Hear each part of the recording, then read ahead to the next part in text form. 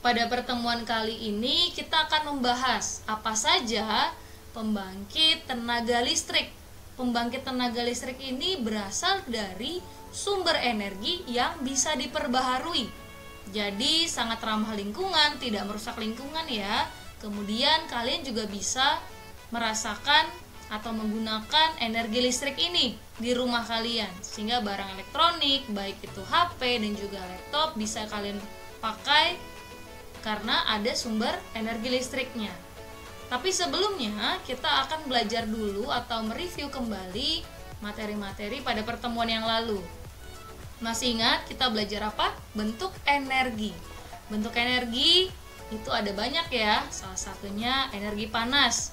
Kalau energi panas berarti itu adalah benda-benda yang memiliki suhu yang tinggi. Jadi benda-benda yang menghasilkan suhu tinggi. Yang ini adalah api, sudah jelas ya, ini menghasilkan energi panas. Matahari, ini juga termasuk energi panas terbesar.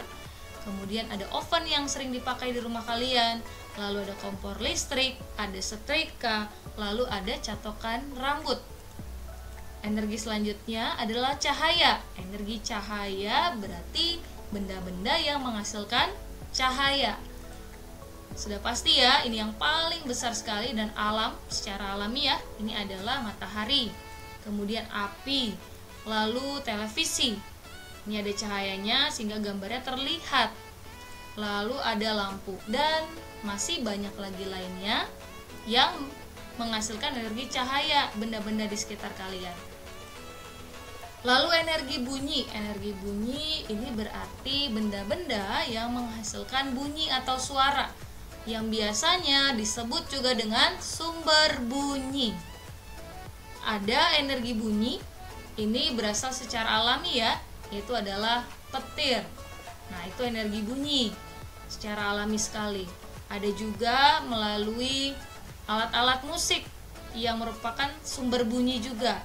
Piano, juga ada biola, lalu drum, kemudian ada gitar, dan ada klarinet, dan masih banyak lagi lainnya jenis-jenis alat musik. Pianika di rumah kalian juga termasuk energi bunyi. Lalu ada energi kimia. Kalau energi kimia berarti ini adalah sumber-sumber energi yang menggunakan bahan kimia. Salah satunya adalah baterai. Nah, baterai ini juga termasuk energi kimia. Kemudian akumulator atau aki yang biasa dipakai di motor atau di mobil ya. Kemudian ada genset yang biasa mati lampu, biasanya suka dipakai ini. Nah, lalu ada lagi dinamo. Energi kimia juga yang ada di dalam diri kita apa? Makanan, itu termasuk energi kimia. Jadi sumber tenaga buat tubuh kalian. Oke, kemudian ada energi gerak. Kalau energi gerak berarti segala sesuatu atau benda yang dapat bergerak ya, yang menghasilkan gerak. Kita lihat. Nah, ini energi gerak secara alami yang ada di alam. Ini adalah aliran air yang jatuh dari permukaan tinggi sampai permukaan rendah. Ini menghasilkan aliran airnya, jadi menghasilkan energi gerak atau biasa disebut energi kinetik. Jadi energi kinetik juga termasuk energi gerak, nama lainnya ya. Kemudian ada kipas angin, lalu ada mixer dan ada blender. Nah, ini banyak sekali nih benda-benda di sekitar kita yang menghasilkan gerak. Ada lagi energi listrik. Nah, ini dia. Energi listrik ini berarti segala sesuatu yang menghasilkan energi listrik. Ini pembangkit tenaga listrik. Ini salah satunya nih jenisnya pembangkit tenaga listrik. Sehingga bisa menghasilkan lampu, menyalakan lampu, kemudian menyalakan televisi. Dan juga ini salah satu juga jenis pembangkit tenaga listrik ya. Nah, ini menghasilkan listrik, energi listrik. Ini juga menggunakan energi listrik, alat-alatnya, elektroniknya. Dan masih banyak lagi lainnya. Kita akan lihat apa saja pembangkit tenaga listrik yang bisa menghasilkan energi listrik yang dapat kalian gunakan dalam kehidupan sehari-hari. sekarang kita lihat apa saja sumber energi itu. Sumber energinya ada yang bisa diperbaharui dan juga ada yang tidak bisa diperbaharui. Kalau yang dapat diperbaharui ini berarti jumlahnya sangat banyak di alam. Kemudian jika digunakan terus-menerus tidak akan habis dan bisa diperbaharui pastinya. Kemudian ada yang sumber energi yang tidak dapat diperbaharui. Artinya kalau tidak dapat diperbaharui ini jumlahnya sangat terbatas, dan kalau digunakan terus-menerus maka lama-kelamaan akan habis jika tidak dihemat penggunaannya. Jadi salah satu contoh yang dapat diperbaharui adalah air. Yang tidak dapat diperbaharui contohnya adalah batu bara. Jadi air dan batu bara keduanya bisa jadi sumber energi listrik, bisa digunakan untuk pembangkit tenaga listrik, tapi harus menggunakan yang dapat diperbaharui. Tadi karena satu ramah lingkungan ya, tidak merusak lingkungan, kemudian tetap bisa menghasilkan energi listrik untuk kehidupan kita, dan jumlahnya juga sangat banyak. Jadi kalau dipakai terus-menerus tidak akan habis. Sekarang kita lihat dulu apa saja pembangkit tenaga listrik yang berasal dari sumber energi yang dapat diperbaharui. Kita lihat sama-sama. Ini dia jenis-jenis pembangkit listrik yang berasal dari sumber energi yang dapat diperbaharui tadi. Ini ada PLTA. PLTA ini adalah singkatan dari pembangkit listrik tenaga air. Jadi dengan aliran air ini bisa menggerakkan ada turbin, lalu menggerakkan generator sehingga bisa menghasilkan tenaga listrik. Nah, ini yang transformer ini adalah penampung tenaga listriknya, lalu dialirkan ke rumah-rumah lewat jalur transmisi ini. Bisa ya? Kemudian ada PLTS. PLTS itu adalah pembangkit listrik tenaga surya. Surya di sini adalah matahari. Jadi karena matahari merupakan energi terbesar sehingga bisa menghasilkan juga panas yang paling banyak. Nah, PLTS memanfaatkan panas matahari kemudian diserap ke panel suryanya ini. Nanti disimpan panas mataharinya, kemudian dirubah menjadi energi listrik sehingga bisa menghidupkan semua barang elektronik yang ada di rumah kalian. Lalu ada PLTB. PLTB pembangkit listrik tenaga bayu. Bayu itu artinya adalah angin. Jadi memanfaatkan energi gerak pada angin, kemudian angin akan menggerakkan kincir anginnya. Sehingga ketika kincir anginnya bergerak, kemudian generator juga akan bergerak dan mengubah energi gerak tadi dari angin yang tadi itu menjadi energi listrik, lalu bisa dihasilkan listrik ke rumah kalian. Itu dia ya, PLTB, pembangkit listrik tenaga bayu. PLTN. Nah, PLTN ini adalah pembangkit listrik tenaga nuklir. Nuklir itu berarti zat-zat kimia ya. Ini ada yang di sini.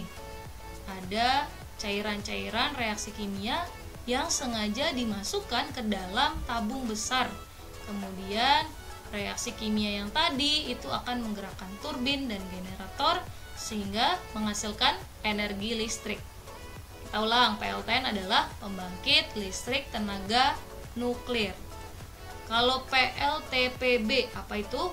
PLTPB ini adalah pembangkit listrik tenaga panas bumi. Ini dia, pembangkit listrik tenaga panas bumi. Jadi ini berasal dari alam, panas buminya yang akan menggerakkan generator tadi, kemudian menghasilkan tenaga listrik. Lagi-lagi pakai generator ya. Kemudian ada PLTGL. Nah, PLTGL ini adalah pembangkit listrik tenaga gelombang laut. Kita ulang, pembangkit listrik tenaga gelombang laut. Jadi memanfaatkan apa ini?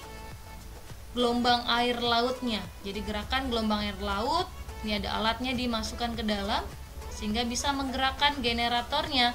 Generatornya yang akan mengubah menjadi dari energi gerak tadi dari air laut dirubah menjadi energi listrik lagi. Ada PLTD. PLTD pembangkit listrik tenaga diesel. Nah, jadi ada sangat banyak sekali ya pembangkit listriknya.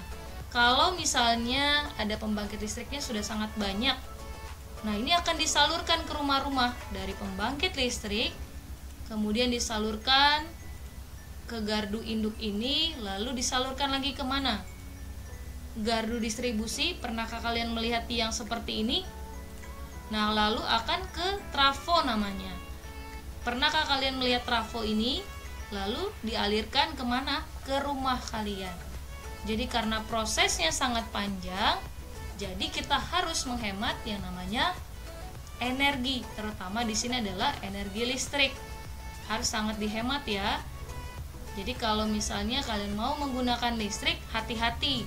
Lihat dulu kalau mau misalnya charger laptop, charger HP, harus lihat dulu kabel colokannya itu terkelupas seperti ini atau tidak. Kalau kalian tidak perhatikan, maka kalian akan tersengat listrik.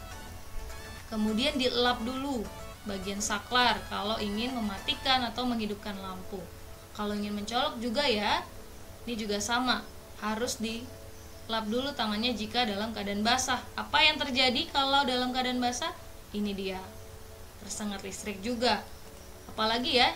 Kemudian seperti ini, pernahkah di rumah kalian ada banyak cabang-cabang untuk namanya adalah cabang listrik ini ya, menghidupkan yang satu, kemudian nyalakan lagi ada charger, lalu ada nyalakan TV, nyalakan kipas. Nah, ini juga tidak boleh karena akan terjadi korslet. Oke, kemudian terjadi kebakaran bisa ya, karena cabang listriknya terlalu banyak. Nah, kalau ada kerusakan, misalnya di rumah tidak ada mau apa-apa, kemudian kalian merasa ada kerusakan dengan listrik, kalian harus tunggu mama papa kalian baru menggunakan barang elektronik tersebut. Atau tidak, misalnya kalian bisa, orang tua kalian juga bisa panggil misalnya petugas listrik supaya bisa lebih aman dan tidak terjadi korslet ketika ingin membenarkan atau memperbaiki. Oke, seperti itu. Ini cara penggunaan listrik dan juga jenis-jenis pembangkit listrik dari tenaga air, dan masih banyak lagi lainnya yang berasal dari sumber yang bisa diperbaharui tadi. Mari kita sama-sama untuk menghemat penggunaan energi yang ada dalam kehidupan kita.